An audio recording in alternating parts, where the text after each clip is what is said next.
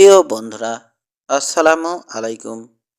আমি এখন পড়তে যাচ্ছি পল্লী কবি জসিমউদ্দিনের বাঙালির হাসির গল্প থেকে আরও একটি গল্প। নাম চুক্তি। গ্রামের মধ্যে সবচাইতে বড়লোক আমাদের খাঁ সাহেব, কিন্তু বড়ই কৃপণ। একটি পয়সাও তার হাতের কানে আঙুল গড়াইয়া পড়ে না।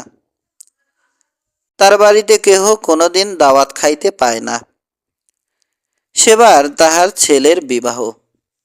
সমস্ত গ্রামের লোক আসিয়া ধরিল, খাঁ সাহেব, এবার আর আপনাকে ছাড়িব না, আপনার ছেলের বিবাহ, আমাদিগকে দই চিনি খাওয়াইতে হইবে।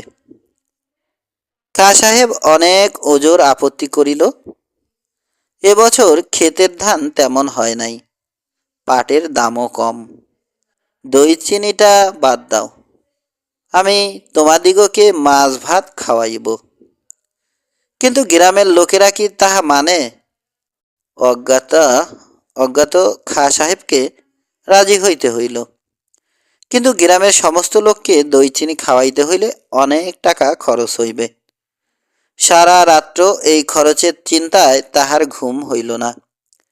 শেষ রাত্রে খাঁ সাহেব মনে মনে একটি ফন্দি আঁটিল। সকাল হইলে সে মতি গোয়ালার বাড়ি যাইয়া তাহাকে ঘুম হইতে জাগাইল।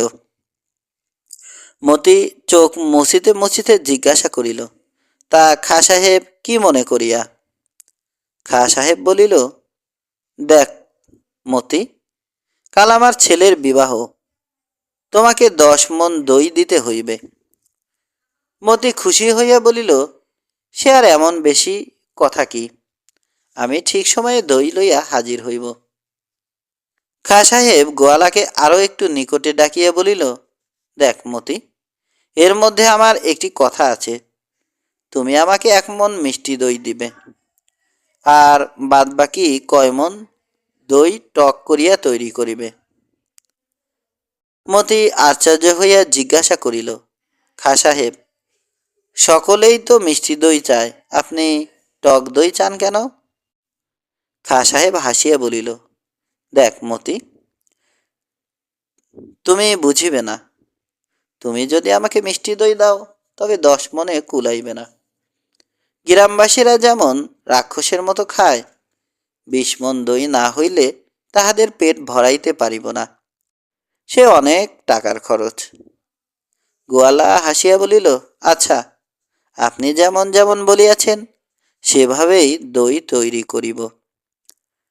খাঁ সাহেব গোয়ালার কানে কানে বলিল, দেখো মতি, আরও একটি কথা, তোমার টক দই খাইয়ে গ্রামের লোকেরা যখন নিন্দা করিবে তখন আমি তোমাকে খুব বকিব, কিন্তু তুমি একটি কথাও বলিতে পারিবে না। এজন্য আমি তোমার টক দইয়ের প্রতি মনের দামে আরও 4 আনা করিয়া ধরিয়া দিব। মনে থাকে যেন, আমি টক দই আনার জন্য তোমাকে যতই গালাগালি দিব, তুমি টু শব্দটিও করিবে না। মতি হাসিয়া বলিল, আচ্ছা। নিমন্ত্রণের দিনে গ্রামের লোক খাইতে আসিয়াছে। মাছ ভাত খাওয়ার পর প্রত্যেকের পাতে যখন মিষ্টি দই পড়িল তখন সকলেই খাঁ সাহেবের তারিফ করিতে লাগিল। কিন্তু 1 চামচ 2 চামচ করিয়া যখন পাতে পাতে টক দই পড়িতে লাগিল তখন সকল লোকের মধ্যে হইচই পড়িয়া গেল। কেহ খাওয়া ছাড়িয়া উঠিয়া পড়িল, কেহ খান সাহেবকে গালি পারিতে লাগিল। খাঁ সাহেব তখন গোয়ালাকে ডাকিয়া খুব রাগের সঙ্গে বলিল, দেখো তুমি এত টক দই দিয়াছ কেন? গোয়ালা কোনো কথা বলে না। খাঁ সাহেব গলা আরো চড়াইয়া বলে, কি এখন যে মুখ দিয়া কথা বাহির হয় না? বেটা পাজি, নচ্ছার, এত টাকা দাম লইয়া আমাকে টক দই দিয়েছিস, দাঁড়া, তোকে আমি মজা দেখাইতেছি। গোয়ালা তখনও কোনো কথা বলে না। খাঁ সাহেব আরো রাগিয়া বলে, বেটা নচ্ছার, ভাবিয়াছিস তোকে আমি এমনি ছাড়িয়ে দেব? এত লোকের খাওয়া নষ্ট করিলি, তার শাস্তি তোকে দিব না? তাহাকে এইভাবে বকিতে বকিতে খাঁ সাহেবের মাথা গরম হইয়া উঠিল। রাগের মাথায় গোয়ালার মুখে বিরাশির 10 অনা আনা ওজনের এক থাপ্পড় মারিয়া বসিল। মার খাইয়া গোয়ালা নিমন্ত্রিত লোকদের সামনে দাঁড়াইয়া জোর হাত করিয়া বলিল, দেখেন সব লোকজন আপনারা 10 জনে ইহার বিচার করেন।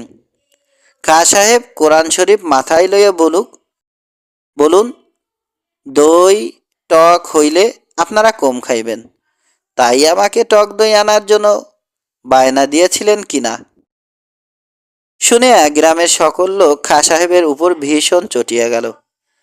খাঁ সাহেব নরম হইয়া কানে কানে আস্তে গোয়ালাকে বলিল, কিরে মতি, তোর সঙ্গে কথা হইয়াছিল না টক দই দেখি আমি খুব রাগারাগি করিব, তুই কিছু বলিবি না, এখন কেন সকল কথা ফাঁস করিয়া দিলি। গোয়ালা আরও আস্তে আস্তে খাঁ সাহেবকে বলিল, আপনার সঙ্গে চুক্তি হইয়াছিল, আপনি যতই গালাগালি করিবেন, যতই আমাকে বকিবেন, ধমকাইবেন, আমি কথাটিও বলিব না। যতক্ষণ আপনি রাগারাগি করিতে থাকিবেন আমি কিছুই বলিব না। কিন্তু আপনি আমার মুখে 82 10 আনার একটি থাপ্পড় মারিলেও যে আমি কথা বলিব না, এ কথা তো চুক্তিতে ছিল না। গ্রামের সমস্ত লোকের কাছে খাঁ সাহেবের মাথা হেঁট হইল। সমাপ্ত।